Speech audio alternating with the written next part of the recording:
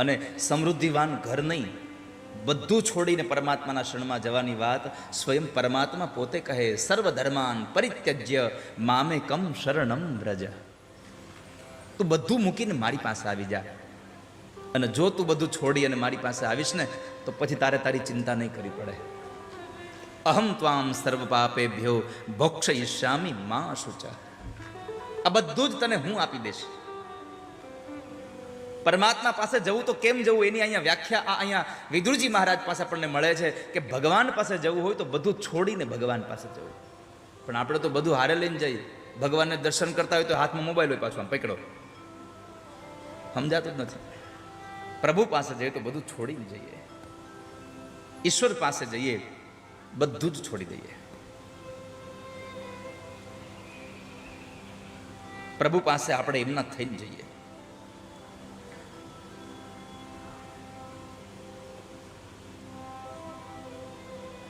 તો વિદુરજી મહારાજ ઘર છોડી અને જતા રહ્યા.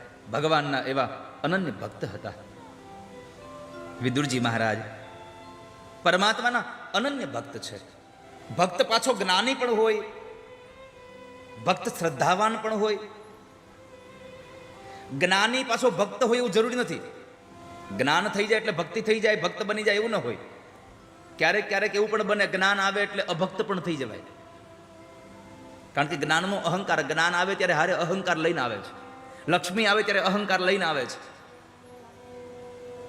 ભગવાનને પ્રાર્થના કરો તો પહેલી પ્રાર્થના કરજો, ઠાકોરજી ધન આપો તો ભલે આપો, પણ એ ધનની સાથે અહંકાર ન આપશો અમને ક્યારે.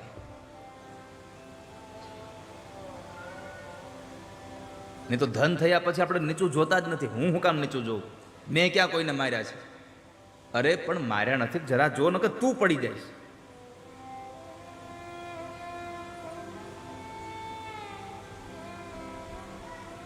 પણ ઘણા બધાનું જ્ઞાન છે ને ઓલા આજ્ઞા જેવું હોય. શેના જેવું હોય? ગુરુજી કાલવાને યાદ કરાવ્યો, આજ્ઞો. એની આવડતા કેટલી? જ્ઞાની અને ભક્તના ભેદ શું? જ્ઞાની અને ભક્તમાં ભેદ શું? તો એ બંનેની વ્યાખ્યા રામચરિત માનસમાં જો ભગવાન પાસે અરણ્ય કાંડમાં જઈએ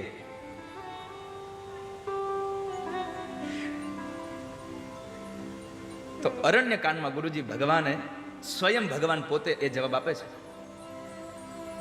મોરે પ્રોઢ તનય સમજ્ઞાની બાલક સુત સમ દાસ અમાની. આ બે મારા દીકરા છે. ભગવાન એમ કહે છે જ્ઞાની અને ભક્ત આ બે મારા દીકરા છે.